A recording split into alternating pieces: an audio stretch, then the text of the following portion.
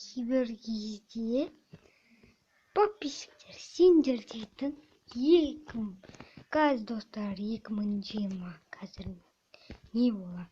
Қазір 2020 бір болған көрейік.